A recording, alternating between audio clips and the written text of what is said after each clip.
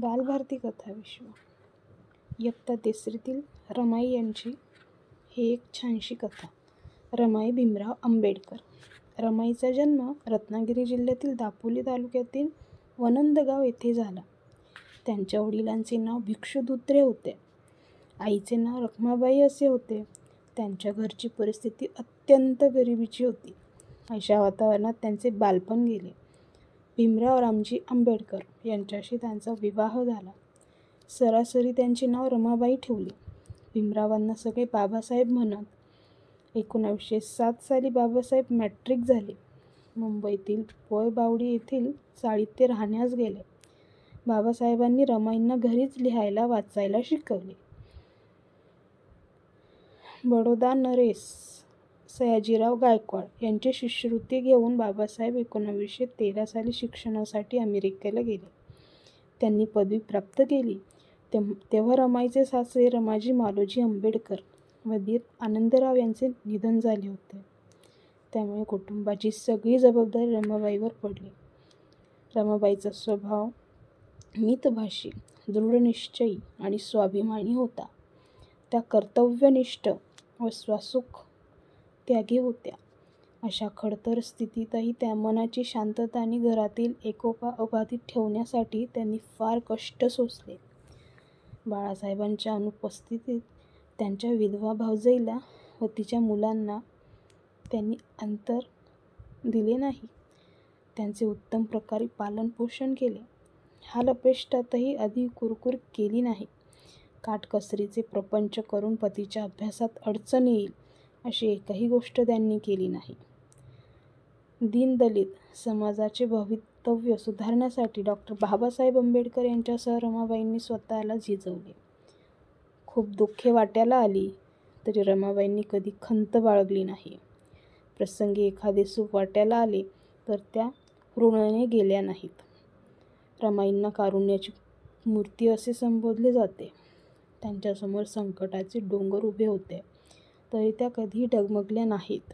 त्यांनी शांतपणे सर्व संकटे झेलली. आपल्या दुःखाकडे दुर्लक्ष करून इतरांचे दुःख दूर केले. बाबासाहेबांनी आपल्या ज्ञानाचा उपयोग विषमता दूर करण्यासाठी केला. देशात दीनदलितांवर खूप अन्याय आणि अत्याचार होत असत. त्यांच्या इतरांकडून नेहमी अपमान होत असे. त्यांना मान सन्मान, मानवी हक्क मिळावेत म्हणून सामाजिक न्यायाचा लढा उभारला. त्यांनी सामाजिक कार्यासाठी जीवन वाहून घेतले होते. अशा परिस्थितीत रमाईंनी संसाराचा गाडा समर्थपणे चालवला.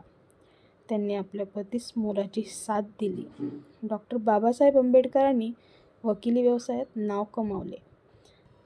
भारतीय राज्यघटना मसुदा समितीचे ते अध्यक्ष होते. त्यांनी मसुदा समितीत खूपच परिश्रम घेतले म्हणून त्यांना भारतीय राज्यघटनेचे शिल्पकार असे म्हणतात. बहिष्कृत कार्यकारिणी सभेची स्थापना करून पददलितांच्या स्वावलंबन, स्वाभिमान आणि आत्मोद्धारासाठी वसतिगृहाची स्थापना केली. सोलापूर येथे पहिले वसतिगृह सुरू झाले. पुढे त्यांनी शिक्षण संस्थाही सुरू केल्या. रमाईंनी धारवाड येथील वसतिगृहास भेट दिली. त्यावेळी तेथील वसतिगृहात त्यांना अन्नधान्याचा तुटवडा दिसला. मुलांना खायला एकही दाणा नव्हता. दुकानदाराचे वाणसामानाचे बिल थकले होते. त्यावेळी क्षणाचाही वेळ न दवडता रमाई हातातल्या सोन्याच्या बांगड्या वसतिगृह प्रमुखाकडे दिल्या. त्या मोडून यातून आलेल्या पैशांनी धान्य व आवश्यक ते सगळे सामान आणले. जेवणाची व्यवस्था करून मुलांना प्रेमाने जेवायला दिले. असा प्रसंग पुन्हा येऊ नये म्हणून त्यांनी पुढच्याही काही दिवसांची बेगमी होईल एवढे अन्नधान्य भरून ठेवले. रमाईच्या प्रेमाने, वात्सल्याने वसतिगृहातील सर्व मुले भारावून गेली. त्यांच्या कारुण्याचा ओलावा सगळ्यांनी अनुभवला. रमाई दीनदलितांच्या आई व बहुजनांच्या सावली झाल्या.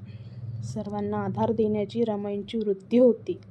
स्वतःची सर्व स्वप्ने विसरून कुटुंबाच्या व समाजाच्या उज्ज्वल स्वप्नांना साकारण्यासाठी त्या शेवटपर्यंत झगडल्या. त्यांची जिद्द आजही सर्वांना प्रेरणादायी ठरते. रमाईच्या माहेरचे आडनाव धोत्रे असेही लावले जाते. डॉ. करुणा जमदाडे यांनी लिहिलेली एक छान कथा.